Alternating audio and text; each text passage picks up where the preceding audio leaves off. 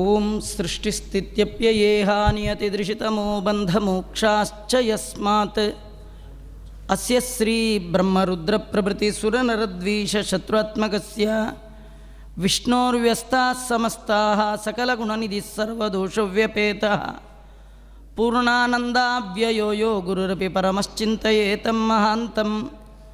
ಓಂ ಜನ್ಮಾದ್ಯಸ್ಯ ಯತೋನ್ವಯಾದಿತರತಶ್ಚಾರ್ಥೇಷ್ವವಿಘ್ನಸ್ವರಾಟ್ ತೇನೇ ಬ್ರಹ್ಮಹೃದಯಾದಿಕವಯೇ ಮುಖ್ಯಂತಿ M ಸೂರಯಃ ತೇಜೋವಾರಿಮೃದಂ ಯಥಾ ವಿನಿಮಯೋ ಯತ್ರ ತ್ರಿಸರ್ಗೋ ಮೃಷಾ ಧಾಮ್ನಾ ಸ್ವೇನ ಸದಾ ನಿರಸ್ತಕುಹಕಂ ಸತ್ಯಂ ಪರಂ ಧೀಮಹಿ.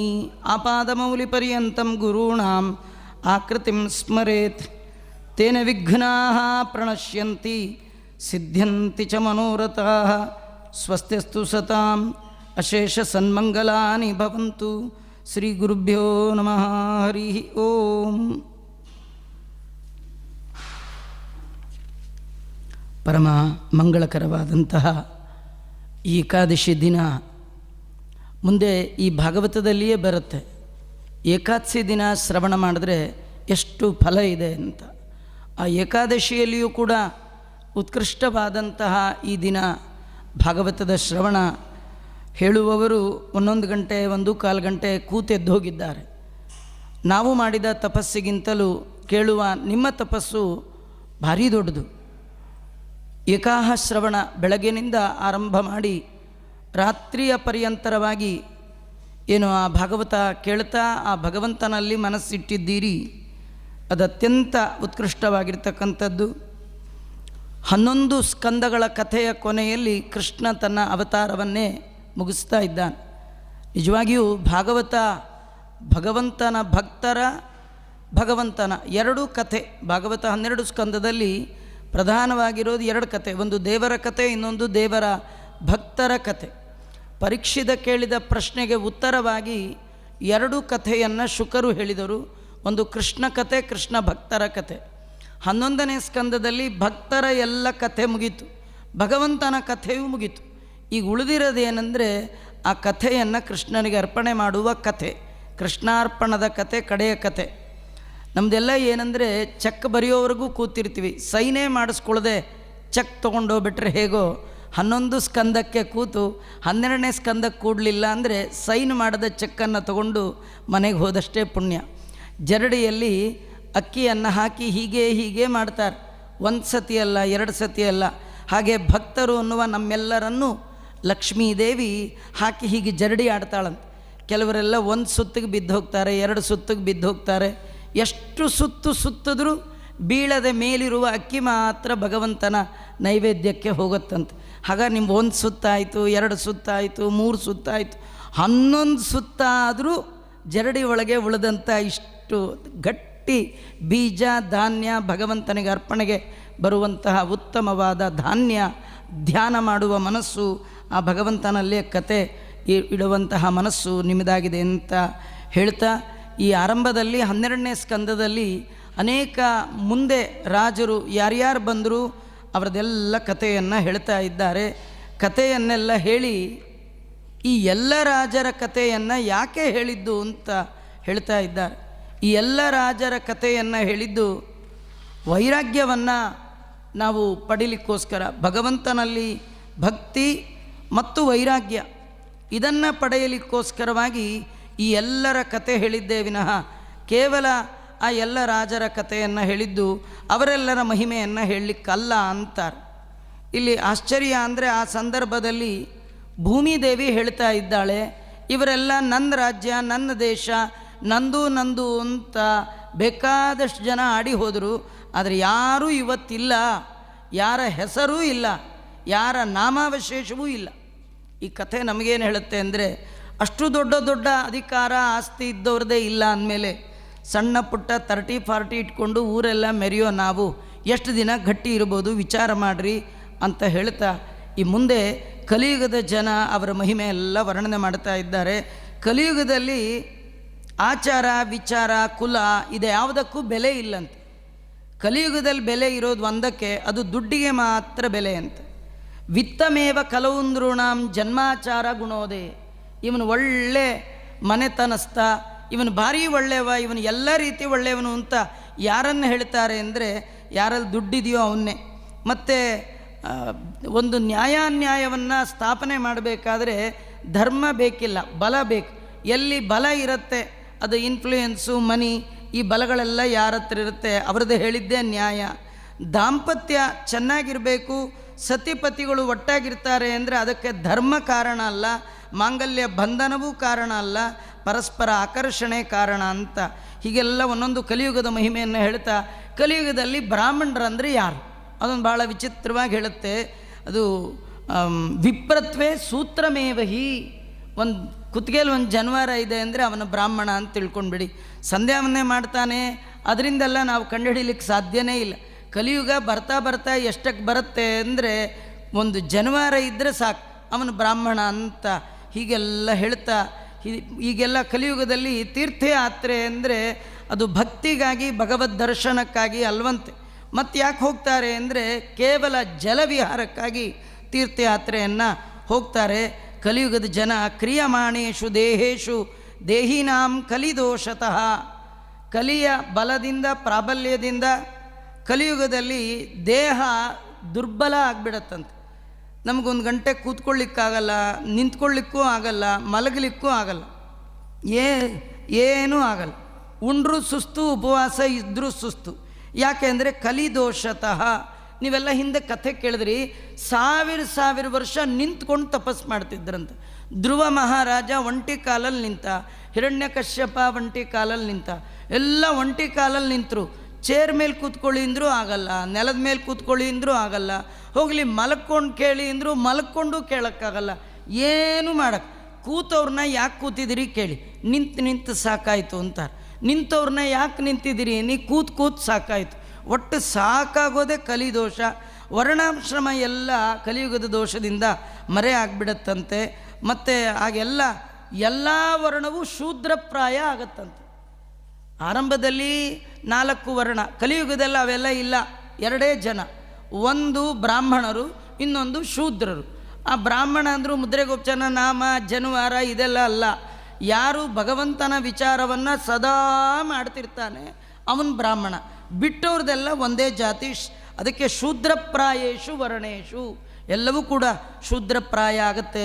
ಹೀಗೆ ಕಲಿಯುಗದ ನಡೆದು ಕೊನೆ ಆಗ್ತಾ ಇರುವಾಗ ಎಲ್ಲ ಜನ ಪರಧರ್ಮವನ್ನೇ ಆಶ್ರಯ ಮಾಡ್ತಾರೆ, ಭಾಗವತ ಧರ್ಮವನ್ನು ಬಿಟ್ಟುಬಿಡ್ತಾರೆ. ಆಗ ಭಗವಂತ ತಾನು ಅವತಾರ ಮಾಡ್ತಾ ಇದ್ದಾನೆ. ಶಂಬಲ ಗ್ರಾಮ, ಅಲ್ಲಿ ವಿಷ್ಣು ಯಶಸ್ಸನ್ನುವ ಬ್ರಾಹ್ಮಣ, ಅವನ ಮನೆಯಲ್ಲಿ ಲಕ್ಷ್ಮಿಯನ್ನೇ ಕುದುರೆಯನ್ನಾಗಿ ಮಾಡಿಕೊಂಡು ಭಗವಂತ ತಾನು ಕಲ್ಕಿ ಅವತಾರನಾಗಿ ಆಗ ಬರ್ತಾ ಇದ್ದಾನೆ. ಬಂದು ಎಲ್ಲ ದೈತ್ಯರನ್ನು ತಾನು ಸಂಹಾರ ಮಾಡ್ತಾನೆ. ಇಲ್ಲಿ ಹೇಳ್ತಾರೆ, ಯಾವತ್ ಸಪಾದ ಪದ್ಮಾಭ್ಯಾಂ ಸ್ಪೃಶನ್ನಾಸ್ತೆ ರಮಾಪತಿ. ಎಲ್ಲಿ ತನಕ ಕೃಷ್ಣ ಪರಮಾತ್ಮ ಈ ಭೂಮಿಯ ಮೇಲೆ ಕಾಲಿಟ್ಟಿದ್ದ ಅಲ್ಲಿ ತನಕ ತಾವತ್ ಕಲಿ ಅಲ್ಲಿವರೆಗೂ ಬರಲೇ ಇಲ್ಲಂತ. ಯಾವಾಗ ಭಗವಂತ ಕಾಲನ್ನು ತೆಗೆದ ಆಗ ಕಲಿ ಬಂದ ಅಂತ ವರ್ಣನೆ ಮಾಡ್ತಾ ಇದ್ದಾರೆ. ಈ ಸಂದರ್ಭದಲ್ಲಿ ದೇವತೆಗಳ ಕಾಲಮಾನದ 1200 ವರ್ಷ ಆಯಿತು ಅಂದರೆ ಅದು ಮನುಷ್ಯಮಾನದಲ್ಲಿ 4,32,000 ವರ್ಷ. ಈ ದೇವತೆಗಳ ಕಾಲಮಾನದಲ್ಲಿ 1200 ವರ್ಷ ಕಲಿಯುಗ, ಅದು ಮನುಷ್ಯಮಾನದಲ್ಲಿ 4,32,000 ವರ್ಷ. ಇದಕ್ಕೆ 2 ಪಟ್ಟು ದ್ವಾಪರ, ಅದಕ್ಕೆ 2 ಪಟ್ಟು ತ್ರೇತಾಯುಗ, ಅದಕ್ಕೆ 2 ಪಟ್ಟು ಇರತಕ್ಕಂಥದ್ದು ದ್ವಾಪರ ಯುಗ ಅಂತ. ಹೀಗೆಲ್ಲ ಯುಗಗಳ ಇದನ್ನೆಲ್ಲ ಶುಕಾಚಾರ್ಯರು ಆ ಸಂದರ್ಭದಲ್ಲಿ ವರ್ಣನೆ ಮಾಡ್ತಾ, ಅನೇಕ ರಾಜರು ಈ ಭೂಭಾಗವನ್ನು ಆಳಿ ಹೋಗಿದ್ದಾರೆ, ಸಾಮಾನ್ಯರಲ್ಲ. ಪೃಥು, ಪುರೂರವ, ಗಾದಿ, ತೃಣಬಿಂದು, ಮಾಂದಾತ, ಸಗರ, ಇವರು ಒಬ್ಬರ ಒಳ್ಳೆಯವರು ಕೆಟ್ಟವರು ಎಲ್ಲ ಬೇಕಾದಷ್ಟು ಶಕ್ತಿವಂತರು ಈ ಭೂಮಿಯನ್ನು ಆಳು ಹೋಗಿದ್ದಾರೆ. ಇವ್ರದ್ದೆಲ್ಲ ಕಥೆ ಇವತ್ತು ಹೆಸರಿಗೂ ಕೂಡ ಉಳಿದಿಲ್ಲ. ಈ ಕಥೆಯೆಲ್ಲ ಯಾಕೆ ಶುಕಾಚಾರ್ಯರು ಹೇಳ್ತಾರೆ, ನಿನಗೆ ಯಾಕೆ ಈ ಎಲ್ಲ ಕಥೆ ಹೇಳಿದೆ ಅಂದರೆ ವೈರಾಗ್ಯವನ್ನು ಸಂಪಾದನೆ ಮಾಡು. ಯಾವುದೂ ಶಾಶ್ವತ ಅಲ್ಲ. ಭಗವಂತನ ಪಾದಾರವಿಂದದಲ್ಲಿ ನೀನು ಪಡೆದ ಭಕ್ತಿ ಇದೆಯಲ್ಲ ಅದು ಶಾಶ್ವತ. ಅವರು ಪಡೆದದ್ದೇ ಉಳಿಸ್ಕೊಳ್ಳೋಕ್ಕಾಗಲಿಲ್ಲ, ಅವ್ರ ಹೆಸರೇ ಉಳಿಲಿಲ್ಲ ಅಂದರೆ ನೀನು ಪಡೆದದ್ದು, ನೀನು ಗಳಿಸಿದ್ದು ಯಾವುದು ಉಳಿಸ್ಲಿಕ್ಕೆ ಸಾಧ್ಯ ಇಲ್ಲ ಅಂತ ಹೇಳ್ತಾ ಇರುವಾಗ ಆಗ ಪರೀಕ್ಷಿತ ಒಂದು ಮಾತು ಕೇಳ್ತಾ ಇದ್ದಾನೆ. ಶ್ರೀ ರಾಜೋವಾಚ ಕೇನೋಪಾಯೇನ ಭಗವಾನ್ ಕಲೇರ್ದೋಷಾನ್ ಕಲವು ಜನ. ಆದರೆ ಒಂದು ನೀವು ನನಗೆ ಹೇಳಿ, ಕಲಿಯುಗದ ಜನ ಕಲಿಯುಗದ ವಶದಿಂದ ಮುಕ್ತರಾಗಬೇಕಾದ್ರೆ ಏನು ಮಾಡಬೇಕು ಅಂತ ನೋಡಿ, ಇವನು ಪ್ರಶ್ನೆ ಕೇಳಬೇಕಾದ್ದೇ ಇರಲಿಲ್ಲ.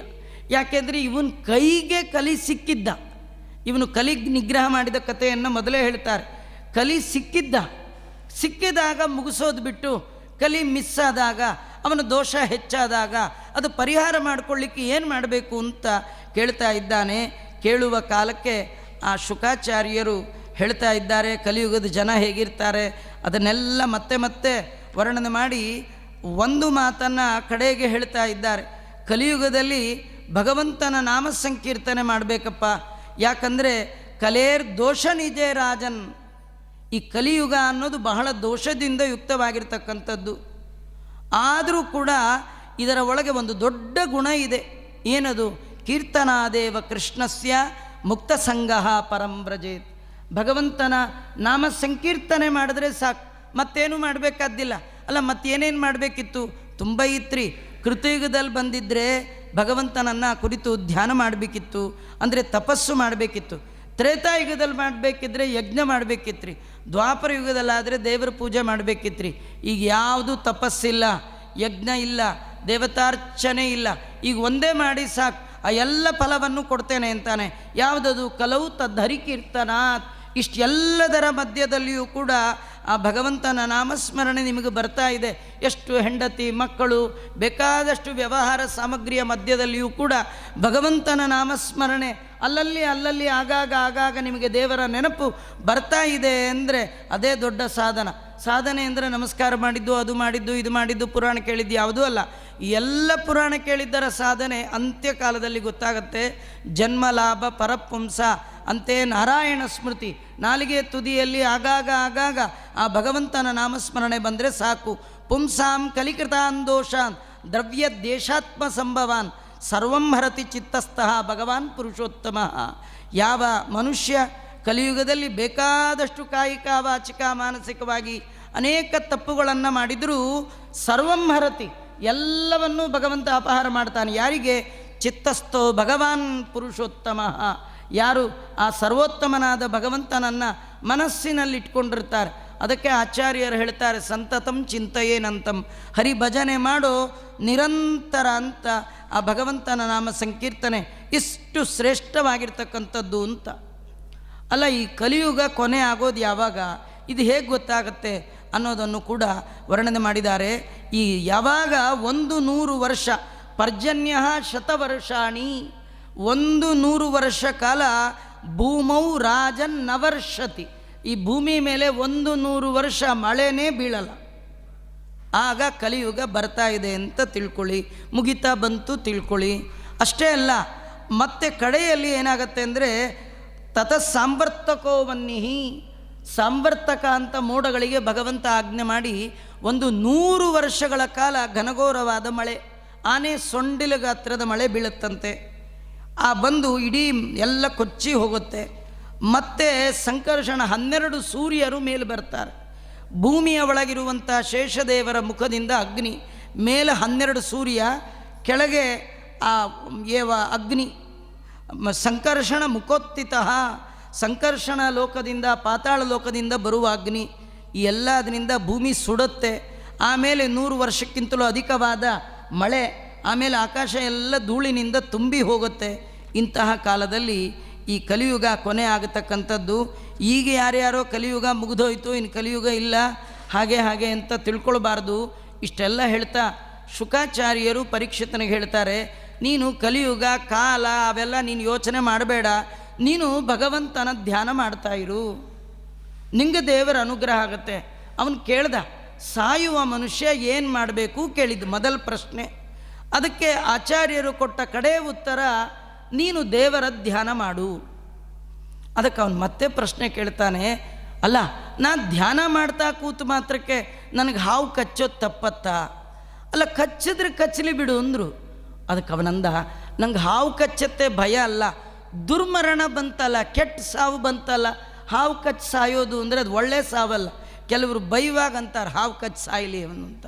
ಆಗ ನಾನು ಪುರಾಣ ಕೇಳಿಯೂ ಕೂಡ ದೇವರ ಧ್ಯಾನ ಮಾಡಿಯೂ ಕೂಡ ದುರ್ಮರಣದಿಂದ ನಾನು ತಪ್ಪಿಸ್ಕೊಳ್ಳಿಲ್ವಲ್ಲ ಅಂದರೆ ಆಗ ಶುಕಾಚಾರ್ಯರು ಹೇಳ್ತಾರೆ, ಬರೀ ಧ್ಯಾನ ಮಾಡಿದ್ರೆ ಪ್ರಯೋಜನ ಇಲ್ಲಪ್ಪ, ಭಗವಂತನ ನೆನಪಿದೆಯಲ್ಲ ಅದು ಎಲ್ಲ ಅಪಮೃತ್ಯುವನ್ನು ಪರಿಹಾರ ಮಾಡುತ್ತೆ. ಅಪಮೃತ್ಯು ಪರಿಹಾರ ಮಾಡುತ್ತೆ ಅಂದರೆ ದೋಷ ಪರಿಹಾರ ಮಾಡುತ್ತೆ. ಹಣೆಯಲ್ಲಿ ಬರೆದದ್ದೇನಿದೆ ಅದು ಹಾಗೇ ಆಗತ್ತೆ. ಹಾವು ಬಂದೇ ಬರುತ್ತೆ, ನಿನ್ನ ಕಚ್ಚತ್ತೆ, ಆದರೆ ನಿನಗೆ ಅಪಮೃತ್ಯು ಮಾತ್ರ ಬರೋಲ್ಲ. ಅಪಮೃತ್ಯುವಿನಿಂದ ಉಂಟಾಗಬೇಕಾದ ದೋಷ ನಿಂಗೆ ಬರೋಲ್ಲ. ಹಾಗಾದರೆ ಇದು ಕಥೆ ತಾತ್ಪರ್ಯ ಏನಂದರೆ, ಭಗವಂತನ ನಾಮಸ್ಮರಣೆ ಎಲ್ಲ ದೋಷವನ್ನು ಕಳೆಯುತ್ತೆ ಅಂದಮೇಲೆ ಅಪಮೃತ್ಯು ದೋಷವನ್ನು ಕಳೆಯೋಲ್ವಾ? ಹಾಗಾದ್ರೆ ಕಳೆದೇ ಕಳೆಯುತ್ತೆ ಅಂತ ಬುದ್ಧಿಯ ಅನುಮಾನ ಗರ್ಭಿಣ್ಯ ವಾಸುದೇವಾನು ಚಿಂತೆಯ. ದೇವರ ಸ್ಮರಣೆ ಮಾಡೋದು ಅಂದರೆ ತುಂಬ ಜನ ತಪ್ಪು ತಿಳ್ಕೊಂಡಿರೋದು ಏನಂದರೆ, ಇಷ್ಟು ಭಾಗವತ ಕೇಳಿ ಗಜೇಂದ್ರ ನಾರಾಯಣ ಅಂತ ಕೂಗ್ದ, ಅಜಾಮಿಳ ನಾರಾಯಣ ಅಂತ ಕೂಗ್ದ, ದೇರ್ಫೋರ್ ನಾನು ಸಾಯುವಾಗ ಏನಂತ ಕರಿಬೇಕು, ನಾರಾಯಣ ಅಂತ ಕರಿಬೇಕು ಅಂಥೇಳಿ ನೀವು ನಾರಾಯಣ ಅಂತ ಒದರಿದ ಮಾತ್ರಕ್ಕೆ ನಿಮಗೆ ಮೋಕ್ಷ ಸಿಗೋಲ್ಲ. ಮತ್ತು ಹೇಗೆ ಬುದ್ಧಿಯ ಅನುಮಾನ ಗರ್ಭಿಣ್ಯ ವಾಸುದೇವಾನು ಚಿಂತೆಯ ಚೋದಿತೋ ವಿಪ್ರಪಾಕ್ಯೇನ ನತ್ವಾನ್ ದಕ್ಷತಿ ತಕ್ಷಕ. ನೀನು ಅನುಮಾನದಿಂದ ಕೂಡಿ ಅಂದರೆ ತರ್ಕ ಇತ್ಯಾದಿಗಳದಿಂದ ಕೂಡಿ ಭಗವಂತನನ್ನು ಕೂಗಬೇಕು. ದೇವರ ಸ್ಮರಣೆ ಒಂದೇ ಮಾಡಿದ್ರೆ ಸಾಲದಂತ್ರಿ. ವದನದಿ ನಾಮವು ಹೃದಯದಿ ರೂಪವು ಏಕಕಾಲಕ್ಕೆ 3 ಬರಬೇಕಂತೆ. ಏನು ಬರಬೇಕಂದ್ರೆ, ಶೃಣ್ವನ್ ಗೃಣನ್ ಸಂಸ್ಮರಯಂಶ್ಚ ಚಿಂತಯನ್ ನಾಮಾನಿ ರೂಪಾಣಿ ಚ ಮಂಗಲಾನಿತೆ. ಭಗವಂತನ ನಾಮೋಚ್ಚಾರಣೆ ಮಾಡುವಾಗ ಯಾವ ನಾಮ ಹೇಳ್ತೀರಿ ಆ ರೂಪ ಬರಬೇಕು. ರೂಪ ಬಂದರೆ ಸಾಲದು, ಕ್ರಿಯಾ ಬರಬೇಕು, ಗುಣ ಬರಬೇಕು. ಗುಣರೂಪ ಕ್ರಿಯೆ ಚಿಂತನೆ ಏಕಕಾಲದಲ್ಲಿ ಮಾಡಿದಾಗ ಭಗವಂತನ ಅನುಗ್ರಹ ಆಗತ್ತಪ್ಪ, ನೀ ಏನು ಯೋಚನೆ ಮಾಡಬೇಡ ಅಂತ ಹೀಗೆಲ್ಲ ಹೇಳ್ತಾ ಶುಕಾಚಾರ್ಯರು ಕಡೇ ಮಾತು ಹೇಳ್ತಾರೆ. ಏತತ್ತೇ ಕಥಿತಂತಾತ ಯಥಾತ್ವಂ ಪೃಷ್ಟವಾನ್ ನೃಪ. ಹೇ ರಾಜ, ಹೇ ಮಗು, ನೀ ಕೇಳಿದ್ದಕ್ಕೆಲ್ಲ ನಾವು ಉತ್ತರ ಹೇಳಿದ್ದೇನೆ.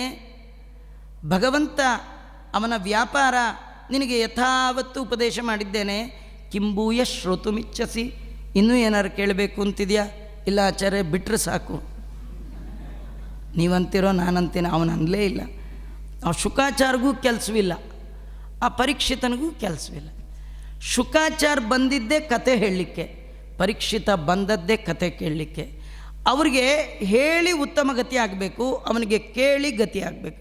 ಮುನಿವೇಶವನು ತಾಳಿ ನೃಪಗೆ ವರ ವಿಷ್ಣುವಿನ ಕತೆ ಅರುಹಿ ಸದ್ಗತಿ ಮಾಡಿ ಸಲಹಿದೆ ಕೊನೆಗೆ ಅಂತ ದಾಸರಾಯರು ವರ್ಣನೆ ಮಾಡ್ತಾರೆ. ತಾವು ದೂರ್ವಾಸರಾಗಿ ಬಂದಾಗ ಮತ್ತು ಅಶ್ವತ್ಥಾಮರಾಗಿ ಬಂದಾಗ ಭಗವಂತನ ಭಕ್ತರಲ್ಲಿ ಮಾಡಿದ ದ್ರೋಹ ಪ್ರಾಯಶ್ಚಿತ್ತಾರ್ಥವಾಗಿ ಭಗವಂತನ ಕತೆ ಹೇಳುವ ಕರ್ತವ್ಯದಿಂದ ಅವರು ಬಂದರು.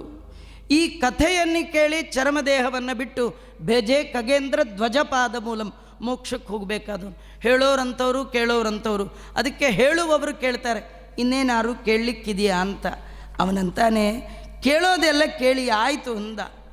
ಸಿದ್ಧೋಸ್ಮಿ ಅನುಗೃಹೀತೋಸ್ಮಿ ಭವತಾ ಕರುಣಾತ್ಮನ. ನಿಮ್ಮಂಥ ಕರುಣಾಪೂರ್ಣರಾದ ಗುರುಗಳು ಸಿಕ್ಕಾಗ ಕೇಳಿ ಆಯಿತು, ನಾನು ಪಡಿಬೇಕಾದ್ದನ್ನು ಪಡೆದಾಯಿತು ಅಂದ. ಏನು ಪಡೆದ ಅಂದರೆ ದೇವರ ನಾಮಸ್ಮರಣೆಯನ್ನು ಪಡೆದುಬಿಟ್ಟಿದ್ದಾನೆ. ಗಟ್ಟಿ ಒಂದು ವಸ್ತು ಆ ಭಗವಂತನನ್ನ ಹೃದಯದಲ್ಲಿ. ಶ್ರಾವಿತೋ ಎಚ್ಚಮೇ ಸಾಕ್ಷಾತ್ ಅನಾದಿ ನಿಧನೋ ಹರಿಹಿ.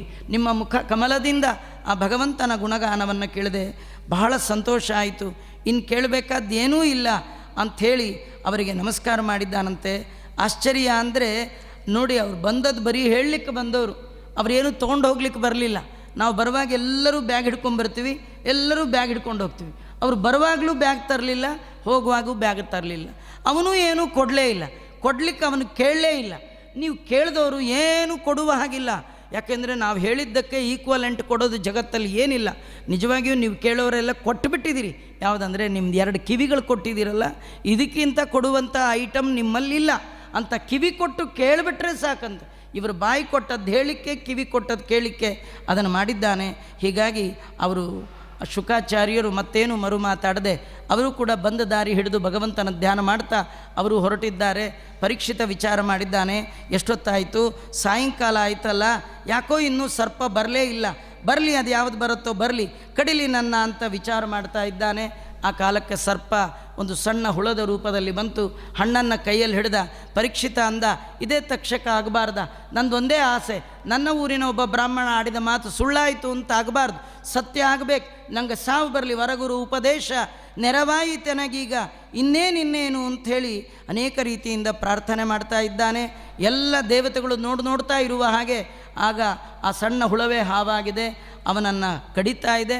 ಕಡಿಯುವ ಕಾಲಕ್ಕೆ ಕ್ಷಣ ಮಾತ್ರದಲ್ಲಿ ದೇಹತ್ಯಾಗ ಮಾಡಿಬಿಟ್ಟಿದ್ದಾನೆ. ಅವನು ವಿಮಾನದಲ್ಲಿ ಕೂತು ಬೆಜೆ ಖಗೇಂದ್ರ ಧ್ವಜಪಾದ ಮೂಲಂ ಅಂತ ವರ್ಣನೆ ಮಾಡ್ತಾ ಇದ್ದಾರೆ. ದೇವತೆಗಳೆಲ್ಲ ಹಾಹಾಕಾರ ಮಾಡ್ತಾ ಇದ್ದಾರೆ, ಎಂಥ ಆಯಿತು ಇದು ಅಂತ. ಆದರೆ ಪರೀಕ್ಷಿತನಿಗೆ ಮಾತ್ರ ಯಾವ ಅಪಮೃತ್ಯುವು ಬರಲಿಲ್ಲ, ಅವನು ಉದ್ಧತನಾದ ಅಂತ ಹೇಳ್ತಾ ಇದ್ದಾರೆ. ಈ ಸಂದರ್ಭದಲ್ಲಿ ಶೌನಕಾದಿಗಳು ಭಾಗವತವನ್ನು ಮುಂದುವರೆಸ್ತಾರೆ. ಯಾಕೆಂದರೆ ನಾವೆಲ್ಲ ಆರಂಭ ಮಾಡಿದ್ದು ಸೂತ ಶೌನಕರ ಸಂವಾದದಲ್ಲಿ, ಹಾಗಾದರೆ ಕೊನೆಗೊಳ್ಳಬೇಕಾದ್ದು ಅವರ ಸಂವಾದದಲ್ಲಿ. ಶೌನಕಾದಿಗಳು ಮತ್ತೊಂದು ಪ್ರಶ್ನೆ ಕೇಳ್ತಾ ಇದ್ದಾರೆ, ಸ್ವಾಮಿ ನಮಗೆ ಮಾರ್ಕಂಡೇಯ ಅವನ ಚರಿತ್ರೆಯನ್ನು ಹೇಳಿ ಅಂತ. ಯಾಕೆ ಈ ಚರಿತ್ರೆಯನ್ನು ಕಟ್ಟಕಡೆಯ ಚರಿತ್ರೆಯಾಗಿ ಸೇರಿಸಿದ್ದಾರೆ ಅಂದರೆ, ಭಾಗವತ 7 ದಿನಗಳ ಕಥೆಯನ್ನು ಕೇಳಿ ಕಡೇ ಗಳಿಗೆಯಲ್ಲಿ ಪರೀಕ್ಷಿತ ಮಹಾರಾಜ ಸತ್ತ. ಕಥೆ ಕಡೆ ಏನಂದರೆ ಸತ್ತ ಕಥೆ. ಕೆಲವರು ತಪ್ಪು ಕಲ್ಪನೆ, 7 ದಿನ ಕಥೆ ಕೇಳಿದ್ರೆ ಪರೀಕ್ಷಿತನ ಗತಿನೇ ಬರುತ್ತೆ, ಇದು ಸಾಯೋ ಕಥೆ ಅಂತ. ಅಲ್ಲ, ಇದು ಶಾಶ್ವತವಾದ ಆಯುಷ್ಯ ಪ್ರದಾನವನ್ನು ಕೊಡುವ ಕಥೆ ಅಂತ ತಿಳಿಸ್ಲಿಕ್ಕೆ ಮಾರ್ಕಂಡೇಯರ ಚರಿತ್ರೆಯನ್ನು ಹೇಳ್ತಾ ಇದ್ದಾರೆ. ಮೃಕಂಡು ಪುತ್ರಿಯ ಮುನಿಯಾದ ಮಾರ್ಕಂಡೇಯ ಅನೇಕ ವರ್ಷಗಳ ಕಾಲ ತಪಸ್ಸು ಮಾಡಿದ. ಅವನ ತಪಸ್ಸು ಮಾಡಿದಾಗ ಏನಾದರೂ ಮಾಡಿ ವಿಘ್ನ ಮಾಡಬೇಕು, ಆಗಲಿಲ್ಲ. ಸ್ವಯಂ ನರನಾರಾಯಣ ಆಶ್ರಮರೇ ನರನಾರಾಯಣ ಭಗವಂತ ಅವರಿಗೆ ಕಂಡಿದ್ದಾನೆ. ಅವರು ಅನೇಕ ರೀತಿಯಿಂದ ಸ್ತೋತ್ರ ಮಾಡಿದ್ದಾರೆ.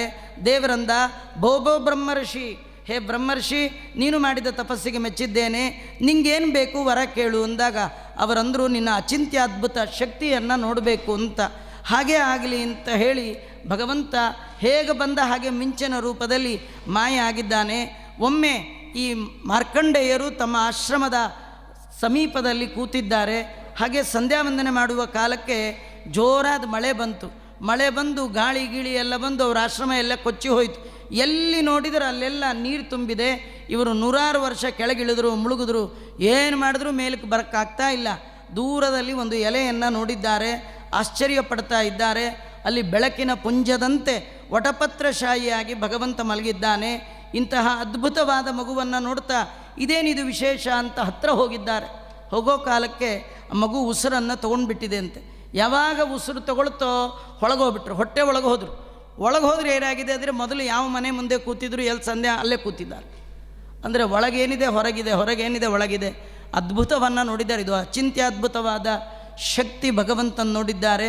ನೆನಪು ಬಂತು, ಭಗವಂತನಿಗೆ ಪ್ರಾರ್ಥನೆ ಮಾಡಿದ್ದಾರೆ. ಭಗವಂತನ ಪರಮಾನುಗ್ರಹಕ್ಕೆ ಪಾತ್ರರಾದ ಮಾರ್ಕಂಡೇಯರು 7 ಕಲ್ಪಗಳ ಆಯುಷ್ಯವನ್ನು ಭಗವಂತನ ಅನುಗ್ರಹವಾಗಿ ಪಡೆದಿದ್ದಾರೆ. ಇಂಥ ಬ್ರಹ್ಮರ್ಷಿಗಳು ಒಮ್ಮೆ ಕೂತಾಗ ರುದ್ರದೇವರು ಗಂಡ ಹೆಂಡತಿ ಬರ್ತಿದ್ರಂತ. ಆಗಾಗ ರುದ್ರದೇವರು ಹೇಳಿದ್ರಂತ, 1 ನಿಮಿಷ ಆಚಾರನ ಮಾತಾಡಿಸ್ಕೊಂಡು ಹೋಗೋಣ. ಪಾರ್ವತಿ ಕೇಳಿದ್ಲು, ಏನು ಪ್ರಯೋಜನ ಇಲ್ಲ, ಭಗವಂತನ ಭಕ್ತರ ಜೊತೆ ಒಂದು ಕ್ಷಣ ನಿಂತರೂ ಮಹತ್ತರವಾದ ಪುಣ್ಯ ಇದೆ ಅಂತ ಭಾಗವತೋತ್ತಮರಾದಂಥ ರುದ್ರದೇವರು ಮಾರ್ಕಂಡೇಯರ ಹತ್ರ ಬಂದಿದ್ದಾರೆ. ನೀವು ಭಗವಂತನ ಅನುಗ್ರಹ ಸಂಪಾದನೆ ಮಾಡಿದವರು, ಆದರೂ ನಿಮ್ಮನ್ನು ನೋಡಿದ್ರೆ ಏನಾದರೂ ಒಂದು ವರ ಕೊಡಬೇಕು ಅನ್ಸತ್ತೆ, ಏನು ವರ ಕೊಡಲಿ ಅಂತ ರುದ್ರದೇವರು ಮಾರ್ಕಂಡೇಯರನ್ನು ಕೇಳಿದಾಗ ಮಾರ್ಕಂಡೇಯರು ಹೇಳ್ತಾ ಇದ್ದಾರೆ, ಭಗವತಿ ಅಚ್ಯುತೆ ಭಕ್ತಿಂ ತತ್ಪರೇಶು ತಥಾತ್ವಯಿ, ನನಗಿಷ್ಟು ವರವನ್ನು ಕೊಡಿ ನಿಮ್ಮಲ್ಲಿ ಮತ್ತು ಭಗವಂತನಲ್ಲಿ, ಭಗವಂತ ಮತ್ತು ಭಗವಂತನ ಭಕ್ತರಲ್ಲಿ ನನಗೆ ಸದಾ ಒಳ್ಳೆ ಬುದ್ಧಿ ಇರಬೇಕು, ಅಂತಹ ಭಕ್ತಿ ಇರಬೇಕು, ಅದನ್ನು ಕೊಡಿ ಅಂತ ಪ್ರಾರ್ಥನೆ ಮಾಡಿದ್ದಾರೆ ವಿನ ಮತ್ತೇನನ್ನು ಕೇಳಲಿಲ್ಲ.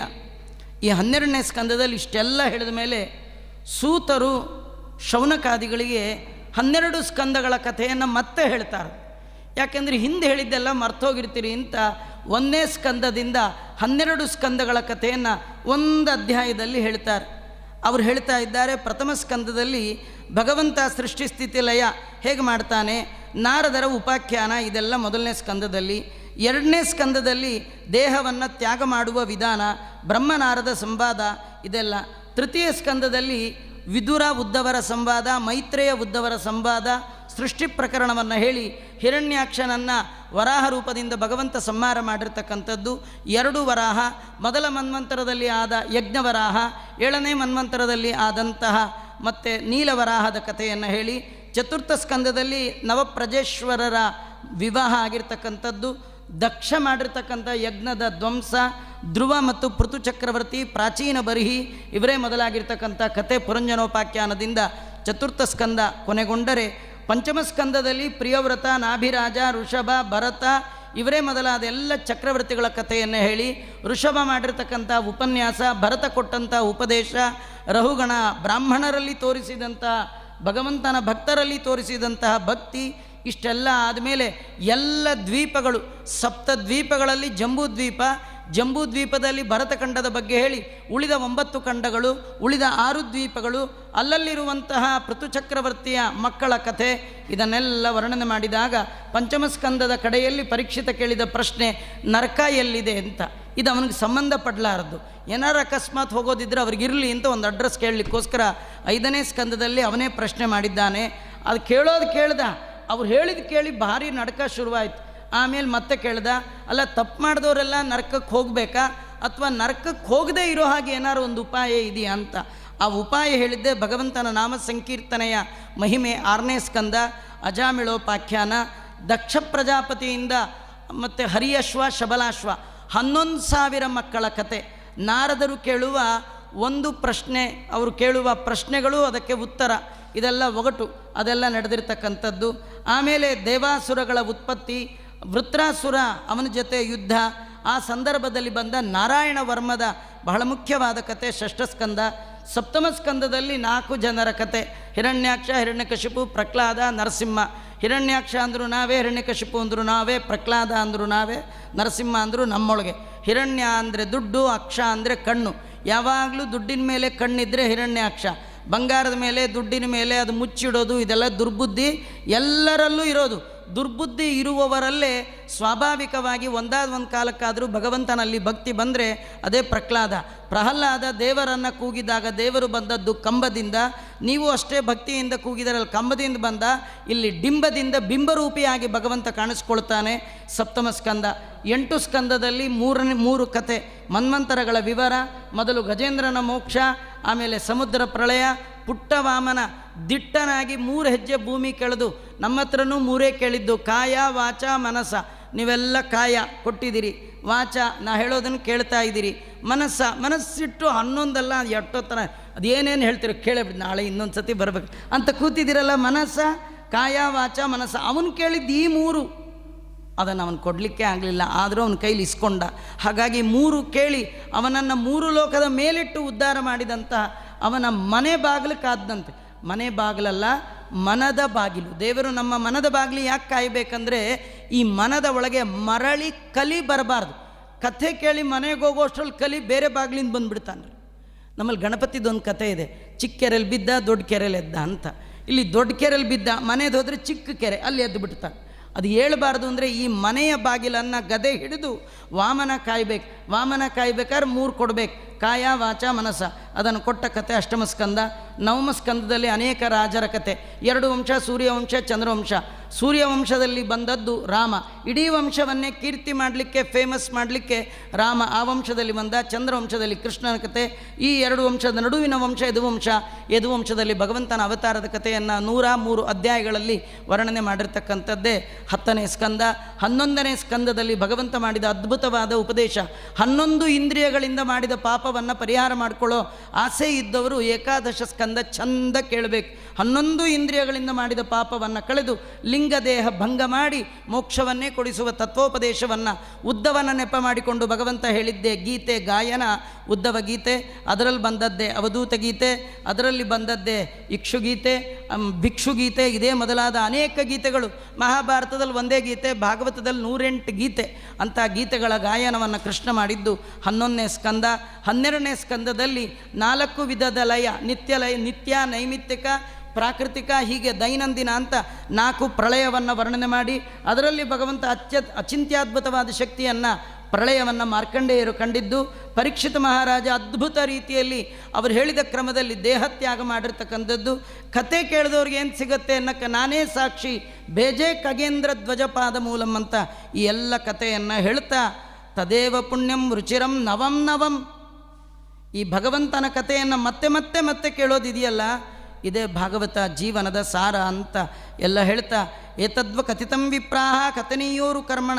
ಬ್ರಾಹ್ಮಣರೇ ನೋಡಿ, ಅವರು ಹೇಳ್ತಾರೆ ವಿಪ್ರಾಹ, ಆ ಹೇಳೋರು ವಿಪ್ರ ಅಲ್ಲ, ಸೂತರು ಬ್ರಾಹ್ಮಣರಿಗೆ ಹೇಳ್ತಾ ಇದ್ದಾರೆ, ನೀವು ಒಳ್ಳೆ ಕೆಲಸ ಮಾಡ್ತಾ ಇದ್ದೀರಿ. ಯಾವುದು ಒಳ್ಳೆ ಕೆಲಸ ಅಂದರೆ ನೀವು ಮಾಡೋ ಹೋಮ ಅಲ್ಲ, ನೀವು ಕಥೆ ಕೇಳ್ತಾ ಇದ್ದೀರಿ, ಇದು ಒಳ್ಳೆ ಕೆಲಸ. ಇದರರ್ಥ ನೀವು ಮಾಡೋ ಕೆಲಸ ಎಲ್ಲ ಒಳ್ಳೆ ಕೆಲಸ ಆಗಬೇಕಾದ್ರೆ ಕೆಲಸದ ನಡುವೆ ದೇವರ ಕಥೆ ಇರಬೇಕು ಅಂತ ತಿಳಿಸ್ತಾ ಇದ್ದಾರೆ. ನೋಡಿ, ಇಲ್ಲೊಂದು ಅದ್ಭುತವಾದ ಮಾತಿದೆ, ಇದು ಹೇಳಿ ಇನ್ನೊಂದು ಶ್ಲೋಕ ಹೇಳಿ ಮುಗಿಸ್ಬಿಡ್ತೀನಿ. ಮುಗಿಸ್ಬೇಕು, ಇದನ್ನು ಕಂಪ್ಲೀಟ್ ಮಾಡಲಿಕ್ಕಾಗಲ್ಲ, ನಾವೇ ಮುಗಿಸಿದ್ರು ಉಂಟು, ಇಲ್ಲದಿರಲಿಲ್ಲ. ಇಲ್ಲಿ ನೋಡಿ, ಕಡೆ ಒಂದು ಶ್ಲೋಕ ಏನಿದೆ ಅಂದರೆ, ದ್ವಾದಶ್ಯಾಂ ಏಕಾದಶ್ಯಂ ವಾ ಶೃಣು ಅನ್ವಯ ಆಯುಷ್ಯವಾನ್ ಭವೇ ಪಠತಿ ಅನಶ್ನನ್ ಪ್ರಯತಃ ಪೂತೋ ಭವತಿ ಪಾತಕಿ. ದ್ವಾದಶಿಯೋ ಏಕಾದಶಿಯೋ ಇದನ್ನು ಶ್ರವಣ ಮಾಡಿದರೆ ಒಳ್ಳೆ ಆಯುಷ್ಯ ಬರುತ್ತಂತೆ. ಶ್ರದ್ಧೆಯಿಂದ ಉಪವಾಸದಲ್ಲಿ ಕೇಳಿದ ಅಂತಾದರೆ ಅವನು ಎಲ್ಲ ಪಾಪಗಳಿಂದ ಪರಿಹೃತನಾಗ್ತಾನಂತೆ. ಏನು ಕಥೆ ಗೊತ್ತಾ, ಈ ಶ್ಲೋಕಕ್ಕೂ ಇವತ್ತಿಗೂ ಭಾರಿ ಸಂಬಂಧ ಇದೆ. ಇವತ್ತು ದ್ವಾದಶಿಯವರು ಇದ್ದೀರಿ, ಏಕಾದಶಿಯವರು ಇದ್ದೀರಿ ನೋಡಿ. ದ್ವಾದಶಿ ಆಗಲಿ ಏಕಾದಶಿ ಆಗಲಿ, ನಿಜವಾಗಿ ವ್ಯಾಸರಿಗೂ ಇಂಥದ್ದು 2 ದಿನ ಬರುತ್ತೆ ಅಂತ ಗೊತ್ತಿತ್ತೋ ಇಲ್ಲ. 2 ದಿನ ಬಂದು 1 ದಿನ ಇವತ್ತು. ಕೆಲವರಿಗೆ ದ್ವಾದಶಿ, ಕೆಲವರಿಗೆ ಆಚಾರ್ಯ ದ್ವಾದಶಿ ಕೇಳ್ಬೋದಾ ಅಂತ ಅನ್ಬೇಡಿ. ನೋಡಿ, ನಿಮಗೋಸ್ಕರ ಇಲ್ಲ, ಇದು ನಾನು ಬರ್ಕೊಂಡು ಬಂದಿಲ್ಲ, ಸೂತರೇ ಹೇಳ್ತಾ ಇದ್ದಾರೆ. ದ್ವಾದಶಿ ಆಗ್ಬೋದು, ಏಕಾದಶಿ ಆಗ್ಬೋದು. ಒಳ್ಳೆ ಮನಸ್ಸಿನಿಂದ ಈ ಭಾಗವತವನ್ನು ಯಾರು ಕೇಳ್ತಾರೆ, ಉಪವಾಸದಿಂದ ಯಾರು ಕೇಳ್ತಾರೆ, ಇಂದ್ರಿಯ ನಿಗ್ರಹಪೂರ್ವಕವಾಗಿ ಯಾರು ಕೇಳ್ತಾರೆ, ಉತ್ತಮವಾದ ಕ್ಷೇತ್ರದಲ್ಲಿ ಪುಷ್ಕರ, ಮಧುರ, ದ್ವಾರಾವತಿ ಇಲ್ಲಿ ಯಾರು ಕೇಳ್ತಾರೆ ಅಂತಾರೆ. ಇವತ್ತು ನೀವು ಯಾವ ಆ ಕ್ಷೇತ್ರಕ್ಕೆ ಹೋಗಬೇಕಾದ್ದಿಲ್ಲ, ಪುಷ್ಕರ, ದ್ವಾರಾವತಿ ಎಲ್ಲ ಕಡೆ ಇರುವಂತಹ ಆ ಭಗವಂತನ ಮೂರ್ತಿಯನ್ನು ಸ್ವಾಮಿಗಳು ನಿಜವಾಗಿ ಪೂಜೆ ಮಾಡಿ ಕಟ್ಟಿಡ್ಬೇಕ್ರಿ. ಯಾರು ಕೇಳ್ತಿರೋ ಬಿಡ್ತಿರೋ, ನಿಮ್ಮೊಳಗೆ ಕೂತು ಅವನು ಕೇಳಲಿ ಅಂತ ಅವನು ಕೂಡಿಸೋಗ್ಬಿಟ್ಟಿದ್ದ. ನೀವು ಕೂಡ್ತಿರೋ ಇಲ್ಲೋ ಡೌಟ್ ಆಗಿ ಅವ್ರು ಕೂಡಿಸೋಗಿದ್ದಾರೆ. ನಮಗೆ ಅವ್ರನ್ನ ಅಲ್ಲಿ ಕೂಡಿಸಿದ್ರೆ ಮುಖ್ಯ ಅಲ್ಲ, ಇಲ್ಲಿ ಕೂಡಿಸ್ಬೇಕು. ನೀವೆಲ್ಲ ಕಥೆ ಕೇಳಿದವ್ರಿಗೆ ದೇವ್ರಿಗೆ ಎಲ್ಲಿ ಕೂತ್ಕೋಬೇಕು? ಸದ್ಯೋ ಹೃದಯ ವರುದ್ಯ ತೇತ್ರ ಕೃತಿಭಿ ಶುಶ್ರೂಷುಭಿ ತತ್ಕ್ಷಣ. ಯಾರು ಎಲ್ಲ ಸ್ಕಂದವನ್ನು ಶ್ರದ್ಧಾಭಕ್ತಿಯಿಂದ ಯಥಾಯೋಗ್ಯವಾಗಿ ಶ್ರವಣ ಮಾಡಿದ್ದೀರಿ, ಅವರ ಹೃದಯದಲ್ಲಿ ಆ ಭಗವಂತ ಬಂದು ಕೂಡ್ತಾನಂತೆ. ಇಷ್ಟೆಲ್ಲ ಹೇಳ್ತಾ ಸುತಾಚಾರ್ಯರ ಕಡೇ ಶ್ಲೋಕವನ್ನು ಹೇಳ್ತಾ, ಉಪಚಿತನವ ಶಕ್ತಿ ವಿಶ್ವ ಆತ್ಮ ಆತ್ಮನ್ ಉಪಚರಿತ ಸ್ಥಿರ ಜಂಗಮ ಪಾಲನಾಯ ಭಗವತ ಉಪಲಬ್ಧ ಮಾತ್ರದಮ್ನೇ ಸುರ ಋಷಭಾಯ ನಮಃ ಸನಾತನಾಯ. ಏನು ಜನ್ಮಾದ್ಯಸ್ಯತ ಅಂತ ಆರಂಭ ಮಾಡಿ ಜ ಶುರು ಮಾಡಿದ್ರು, ಇಲ್ಲಿ ಕಡೆ ಒಳಗೆ ಯ ಸನಾತನಾಯ ಅಂತ ಮುಕ್ತಾಯ ಮಾಡಿ ಇಡೀ 12 ಸ್ಕಂದ 18,000 ಗ್ರಂಥಾತ್ಮಕವಾದ ಶ್ಲೋಕದ ಕಥೆಯನ್ನು 2 ಅಕ್ಷರಲ್ಲಿ ತಥೋ ಜಯಮುದೀರಯೇತ್. ಜಯ ಅಂದರೆ ಭಾಗವತ, ಜಯ ಅಂದರೆ ಭಾರತ ಅಂತ. ಭಾಗವತ ಜಯ. ಏನು ಜಯ? ಯಾರು ಈ ಭಾಗವತವನ್ನು ಕೇಳ್ತಾ ಇದ್ದಾರೆ ಸಂಸಾರದಿಂದಲೇ ಜಯ. ಆ ಭಗವಂತ ಅವರಿಗೆ ಇದನ್ನು ಕೊಡ್ತಾ ಇದ್ದಾನೆ ಅಂತ ವರ್ಣನೆ ಮಾಡಿದ್ದಾರೆ. ಸೂತರು ಶೌನಕಾದಿಗಳಿಗೆ, ಮೈತ್ರೇಯ ವಿದುರನಿಗೆ, ಶುಕರು ಪರೀಕ್ಷಿತರಿಗೆ ಹೇಳಿದ ಕಥೆಯನ್ನು ವ್ಯಾಸರು ಈ 12 ಸ್ಕಂದಗಳಲ್ಲಿ ಇಲ್ಲಿ ಮುಗಿಸಿರ್ತಕ್ಕಂಥ ಜಗದ್ಗುರು ಮಧ್ವಾಚಾರ್ಯರು, ಯಾವ ಆಚಾರ್ಯರು ಮಾಡದೇ ಇರತಕ್ಕಂಥ ಕಾರ್ಯ ಜಗದ್ಗುರು ಮಧ್ವಾಚಾರ್ಯರು ಮಾಡಿದ್ದಾರೆ. ಮಧ್ವಾಚಾರ್ಯರು ಬಿಟ್ಟರೆ ಉಳಿದ ಯಾವ ಆಚಾರ್ಯರು ಪುರಾಣದ ತಂಟೆಗೆ ಹೋಗಲಿಲ್ಲ. ಯಾವ ಪುರಾಣದ ಬಗ್ಗೆ ಅವ್ರು ಹೇಳಿ, ಪುರಾಣ ಅಂದರೆ ಕೆಲಸಕ್ಕೆ ಬಾರದೇ ಇರೋರು ಹೇಳೋದು, ಕೆಲಸಕ್ಕೆ ಬಾರಕ್ಕೆ ಕೇಳೋರು. ಪುರಾಣ ಅಲ್ಲ, ಶಾಸ್ತ್ರ ಮುಖ್ಯ ಅಂತ. ಆದರೆ ಪುರಾಣನೇ ಮುಖ್ಯ ಅಂತ ಮೊಟ್ಟ ಮೊದಲ ಬಾರಿಗೆ ತೋರಿಸಿದವರು ಮಧ್ವಾಚಾರ್ಯರು. ಎಲ್ಲ ಪುರಾಣಗಳ ನಿರ್ಣಯ ಮಾಡಲಿಕ್ಕೋಸ್ಕರ ಮಹಾಭಾರತ ತಾತ್ಪರ್ಯ ನಿರ್ಣಯ ಅಂತ 5,000ಕ್ಕೂ ಮಿಕ್ಕ ಶ್ಲೋಕಗಳ ಅದ್ಭುತವಾದ ಕೃತಿಯನ್ನು ರಚನೆ ಮಾಡಿ ಅದರಲ್ಲಿ ಮಹಾಭಾರತ, ರಾಮಾಯಣ, ಉಳಿದ 17 ಪುರಾಣಗಳ ಚಿಂತನೆ ಮಾಡಿದರೆ ಭಾಗವತಕ್ಕೆ ಒಂದು ಸ್ಪೆಷಲ್ ಬರೆದರು. ಅದು ಶ್ರೀಮದ್ ಭಾಗವತ ತಾತ್ಪರ್ಯ ಅಂತ ಆರಂಭ ಮಾಡಿ ಅವರು ಮಂಗಳಾಚರಣೆಯನ್ನು ಆರಂಭದಲ್ಲಿ ಸೃಷ್ಟಿಸ್ಥಿತ್ಯಪ್ಯಯೇಹ ಅಂತ ಶುರು ಮಾಡಿ ಕಡೆಗೆ ನಿತ್ಯ ಅದೋಷ ಸ್ವರೂಪಾಯ ಗುಣಪೂರ್ಣಾಯ ಸರ್ವದಾ ನಾರಾಯಣಾಯ ಹರೆಯೇ ನಮಪ್ರೇಷ್ಠತಮಾಯ ಮೇ. ಅತ್ಯಂತ ಇಷ್ಟತಮನಾದ ಹೇ ಭಗವಂತ, ನೀನು ನಿತ್ಯದಲ್ಲಿಯೂ ಕೂಡ ದೋಷವೇ ಇಲ್ಲದವ, ಕೇವಲ ಗುಣಸ್ವರೂಪನಾದ ನಿನಗೆ ನಾನು ಎಲ್ಲವನ್ನೂ ಅರ್ಪಣೆ ಮಾಡ್ತಾ ಇದ್ದೇನೆ ಅಂತ ತಾವು ಮಾಡಿದ ಕೃತಿಯನ್ನು ಭಗವಂತನ ಪಾದಾರವಿಂದಕ್ಕೆ ಅರ್ಪಣೆ ಮಾಡ್ತಾ ಇದ್ದಾರೆ. ನಾವು ಕೂಡ ಬೆಳಗ್ಗೆಯಿಂದ ರಾತ್ರಿ ಪರ್ಯಂತರವಾಗಿ ಏನು ಕಥೆಯನ್ನು ಕೇಳಿದ್ದೇವೆ ಇದನ್ನು ಅರ್ಪಣೆ ಮಾಡಬೇಕು. ನಾವು ಅರ್ಪಣೆ ಮಾಡಿದ್ರೆ ದೇವರು ಖಂಡಿತ ತಗೊಳ್ಳಲ್ಲ. ನಮ್ಮ ಕಂಡ್ರೆ ಆಗಲ್ಲ. ಅವನಿಗೆ ನಿಜವಾಗಿ ಯಾರನ್ನು ಕಂಡ್ರಾಗ್ತಾರೆ? ಯತಿಗಳನ್ನು ಕಂಡ್ರಾಗ್ತಾನೆ. ಯತಿಗಳು ಯಾಕಂದರೆ ಯತಿಗಳು ಅಂದರೆ ಯತನಶೀಲರು, ಸದಾ ದೇವರು ನೋಡುವ ಪ್ರಯತ್ನ ಮಾಡ್ತಿರ್ತಾರಂತೆ. ಅವ್ರನ್ನ ಕಂಡ್ರೆ ಬಹಳ ಇಷ್ಟ. ಅದಕ್ಕೆ ಯತಿಗಳು ಅಂದರೆ ಹಂಸಪುಂಗವರು ನಮ್ಮ ಆಚಾರ್ಯರು, ಆ ಪರಂಪರೆಯಲ್ಲಿ ಬಂದ ಆ ಕಮಲನಾಭಾದಿ ಎಲ್ಲ ಯತಿಗಳು ಆ ಒಂದು ದಿವ್ಯ ಪೀಠದಲ್ಲಿ ವಿರಾಜಮಾನರಾಗಿರ್ತಕ್ಕಂತಹ ಮಹಾಜ್ಞಾನಿ ಶ್ರೇಷ್ಠರಾಗಿರ್ತಕ್ಕಂತಹ ಬೆಳಗ್ಗೆ ಅವರು ಆರಂಭದಲ್ಲಿ ಹೇಳಿದರು, ಭಾಗವತದಲ್ಲಿ ಎಲ್ಲಿ ಹೇಳಬೇಕು ಎಲ್ಲಿ ಬಿಡಬೇಕು ಒಂದು ಗೊತ್ತಾಗಲ್ಲ, ಅವ್ರಿಗೂ ಗೊತ್ತಾಗಲ್ಲ ನನಗೂ ಗೊತ್ತಾಗಲ್ಲ, ಇಬ್ಬರೂ ಒಂದೇನು ತಪ್ಪಿ ಕೂಡ ಅನ್ಕೋಬೇಡಿ, ಅವ್ರಿಗೆ ತಿಳಿದು ಗೊತ್ತಾಗಲ್ಲ ನಂಗೆ ತಿಳಿದೇ ಗೊತ್ತಾಗಲ್ಲ, ಇಷ್ಟೇ ವ್ಯತ್ಯಾಸ. ಈ ಕೆಂಡ ಮುಟ್ಟುವಾಗ ದೊಡ್ಡವರು ಮುಟ್ತಾರೆ ಚಿಕ್ಕವರು ಮುಟ್ತಾರೆ, ದೊಡ್ಡವ್ರಿಗೂ ನೋವಾಗುತ್ತೆ ಚಿಕ್ಕವ್ರಿಗೂ ನೋವಾಗುತ್ತೆ, ಚಿಕ್ಕವರು ಮರೆತು ಬಿಡ್ತಾರೆ, ದೊಡ್ಡವರು ನೆನಪಿಸ್ಕೊಳ್ತಾ ಇರ್ತಾರೆ. ಭಾಗವತ ಯಾವಾಗಲೂ ನೆನಪಿಸಿಕೊಳ್ಳುವವರು ದೊಡ್ಡವರು. ಇದಂಥ ಉತ್ಕೃಷ್ಟವಾದಂಥ ಶ್ರೀಮದ್ ಭಾಗವತ ಅಂಥ ಜ್ಞಾನಿಗಳು ಮಾತ್ರ ಹೇಳಲಿಕ್ಕೆ ಯೋಗ್ಯವಾಗಿರ್ತಕ್ಕಂಥದ್ದು. ಈ ಭಾಗವತವನ್ನೇ ಪರಮಹಂಸ ಸಂಹಿತ ಅಂತಾರಿದು. ಇದು ಸನ್ಯಾಸಿಗಳದಿದು, ನಾವ್ಯಾರು ಮುಟ್ಟುವ ಹಾಗೆ ಇಲ್ಲ.